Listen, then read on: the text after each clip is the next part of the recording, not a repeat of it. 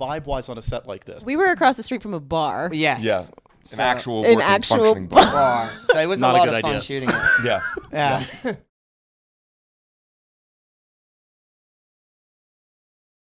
I'm here with the cast and the writer-director of Wounds, Midnight Movie here at Sundance. Good to see all of you. How you guys doing? Thanks for Hi, having Josh. Hi, Armie. Babak, let's start with you, man. This is your baby. Give me a sense of what this is all about. Psychological horror is the genre we're talking about? What is this? Yeah, it's like it's a slow burn, eerie film. I wouldn't say that it's like a straight genre. It's more like psychological horror. Yeah, that's the perfect way of describing it. Yeah. Is this your, for Armie and Zazie, is this your speed of horror? Is this your vibe? And what resonated with you about this one? I really enjoy sort of art house horror thriller films. I think they're really hard to do right. And so I have a lot of respect when they are. And I also just find them massively entertaining. And I guess I don't really get that scared. So I enjoy them. But yeah, what drew me to the script was kind of, I like sort of the psychological exploration, which this to me is about kind of male ego, American ego, I suppose. And I liked exploring that. Enter the male ego, Mr. Armie Hammer. Hi, buddy. I get scared shitless in horror movies, and I don't like watching them for that reason specifically. So the real draw for this movie for me was working with Babak. I saw Under the Shadow, his first film, and it scared me so badly I had to literally get up and like walk around a few times during the movie. But it was the same kind of like slow burn, not like a lot of jump scares, Right. and more just like this The general dread over it? dread and eeriness Yeah. and like ugh. And that's really what our film, that's like the milieu of our film. So it seemed like just a logical fit that he would be the perfect person to direct this. And then we had a few Skype sessions and we discussed our mutual love for beer, and we were like, let's go make a movie and drink some beer. Sold. Yeah. You play a bartender in New Orleans. Did you think you were signing on for like a cocktail reboot at first? Is that all you were told it? No, wait till you see this. This is not like Cocktail at all. But he's a bartender in New Orleans who is really kind of, for all intents and purposes, just like an empty vessel. You know, I mean, he wakes up and plays video games all day and just like putzes around, doesn't do anything productive, and then goes and works at like a dead end job at this like kind of like rundown bar in New Orleans and doesn't take anything in life seriously, doesn't appreciate anything he has.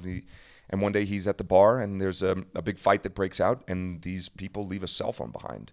And he, under the auspices of trying to figure out whose phone it is, looks through the cell phone, and essentially what he finds and what he discovers on the cell phone drastically alters the trajectory of his life. Is there a lesson to be learned here about dealing with lost property? Do we just... Yeah, don't look in strangers' cell phones. You might find something really weird. That's the major takeaway of this movie, we think. Zazie, how do you enter the picture in this one?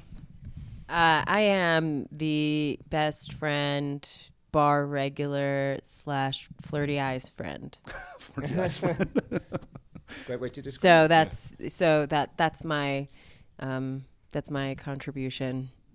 So vibe-wise on a set like this, I mean, it sounds like the finished product is atmospheric, full of dread, etc. Is that also permeate the day-to-day Yeah. going? What was the vibe on set, Oh, guys? okay. Babak? It was We were across the street from a bar. yes. Yeah. So- An actual An working, actual functioning bar. bar. So it was Not a a lot good of fun idea. shooting it. Yeah. Yeah. Let's put it that way. We had a New Orleans is also an amazing place, and Algiers Point specifically, but there was a dive bar right across the street, and everyone just had an open tab. yeah, everyone had an Like open tab at the a bar. But month. this is the thing, you would go over and put your credit card down, and at lunch you'd be like, oh, let's go grab a couple beers. And we're playing alcoholics, like let's just kind of go for it. You go over, have a couple beers, and then throughout the day you might have like a few more drinks, and then you buy drinks for guys on the crew, and everybody's just like having a good New Orleans time. And at the end of the day of leaving your tab open for 6 hours, you go over there and you cash out, and they're like, that'll be $67. And you're like, what? And they're like, yeah, okay, another round for everybody. Let's just do this. So it's a miracle this film was actually finished, is what I'm taking away from it, considering the alcohol consumption. I don't remember if it was it? You were straight edge. Yeah. Yeah, I'm a serious filmmaker. You obviously have a history here at Sundance. Have you guys both been to Sundance before? Yes. Excellent, excellent. So what's like do you have like an only in Sundance kind of memory, like something that could only occur in this kind of unique environment? What sticks out to you in your illustrious career here? I remember last year doing all this press, and I had these shoes on. It was snowing. I was like, this is just a fucking nightmare. So that's very Sundance to me. Yeah, that's total Sundance. For you, Armie, I would think 2 years ago, obviously, Call Me By Your Name. I don't know. Sundance is always a place where you can come and like run into a bunch of people. And then if you stay in one place like 2 minutes too long, you see a whole nother herd of people coming in.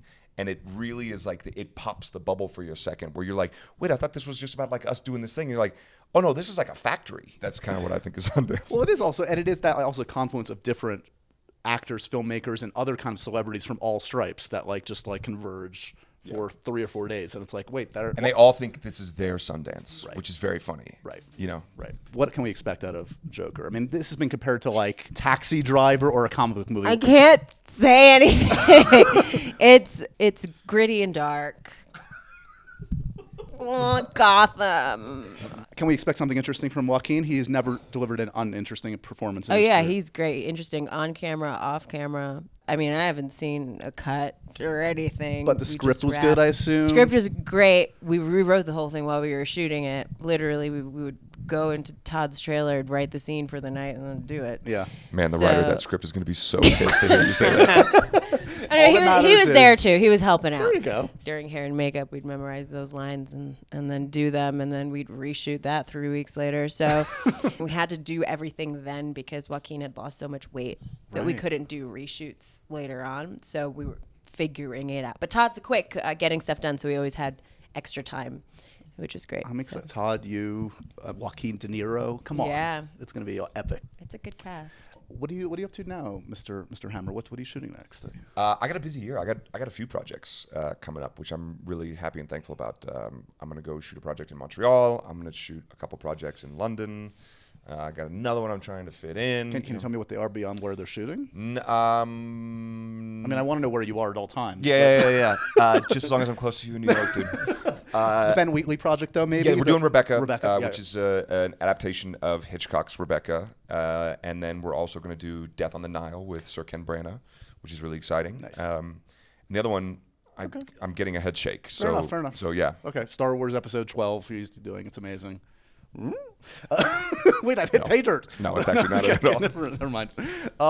And I assume no news on the future of Domino. Do we know when we're going to see Domino pop up No, next? I think they're writing scripts, but I don't know. It's actually, I think people often think actors know more than we do. I have no idea. So we don't know Like, if it's X-Force or Deadpool 2 I'm or what assuming, it is. I think it's X-Force. That's what they want to do. Drew Goddard is lined up to direct it. Met him. He's lovely. He's wonderful. But he was doing Bad Times at the El Royale. Right. And so he had to, I think, finish that up before they really dove into the X-Force situation.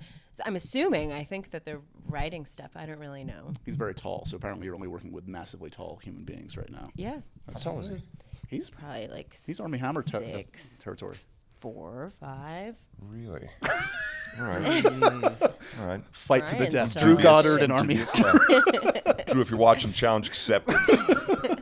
You know, it was a bad time at the El Royale last time. Are you in Sundance? Because I'm coming for you.